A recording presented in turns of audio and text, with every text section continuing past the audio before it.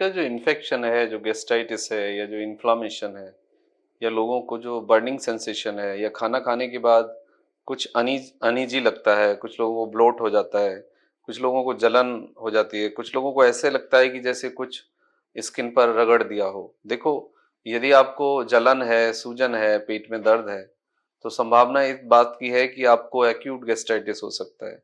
Acute gastritis यदि बार-बार हो, तो फिर आपको वो जलन पैदा करेगा, वो आपको जख्म पैदा कर सकता है, वो आपको इन्फ्लामेशन पैदा कर सकता है।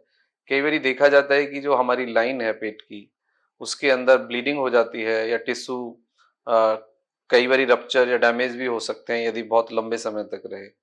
तो आज हम बात करेंगे कि जो एक्यूट गैस्ट्राइटिस है, जो पेट की जलन है, जो पेट का दर्द है, जो पेट के अंदर जख्म है, अल्सर है, इन्फ्लेमेशन है, उसको कैसे डील करें और उसके पीछे क्या बुनियादी कारण होते हैं। तो कुछ कॉमन सी पहचान है जो आप अपने लेवल पे कर सकते हो।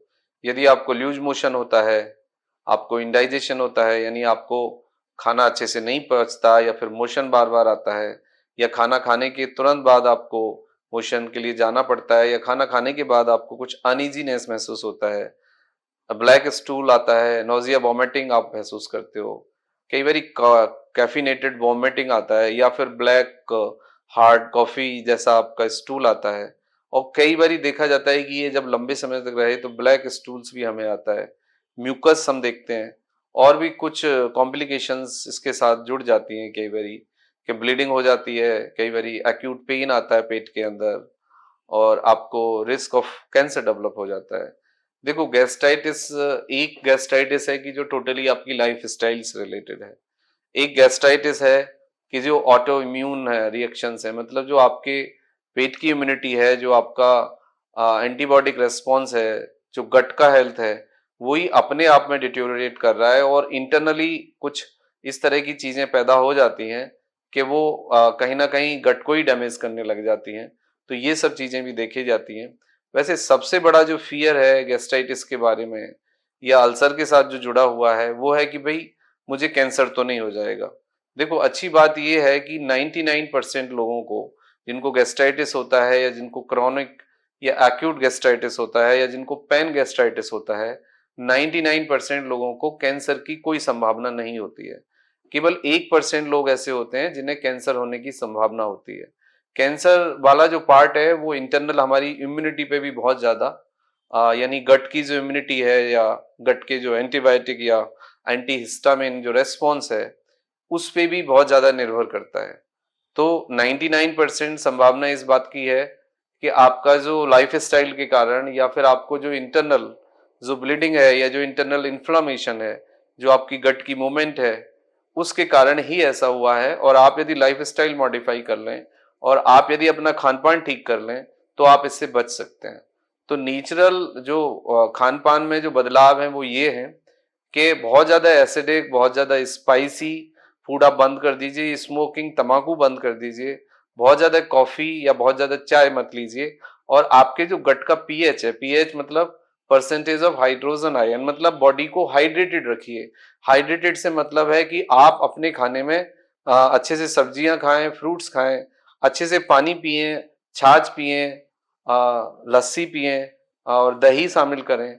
मतलब कीप योर सेल्फ हाइड्रेटेड। यदि आप हाइड्रेटेड रहेंगे और आप अपने पेट को प्रॉपर फाइबर्स देंगे और आपका जो सलेवा है वो यदि प्रॉपर सेक्रीट हो रहा है आपका और आपके एंजाइम्स यदि प्रॉपरली एक्टिव हैं तो डाइजेशन भी ठीक होगा और आपकी बॉडी हाइड्रेटेड रहेगी और उससे आपको फिर जब पीएच आपका नॉर्मल रहेगा तो आपकी जो गट है वो भी हील होने में काफी मदद मिलेगी। देखो, जब आपको अल्सर हो गया है तो दवाइयों का बहुत ज्यादा रोल तो नहीं है, बट शुरू में कुछ दवाइयों का बहुत क्रिटिकल रोल होता है।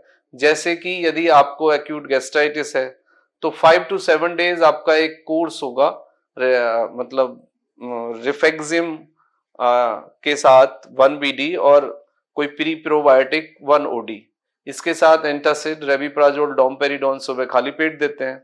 अब मैं इन दवाइयों के एक्शन के बारे में बात करना चाहूंगा आपसे।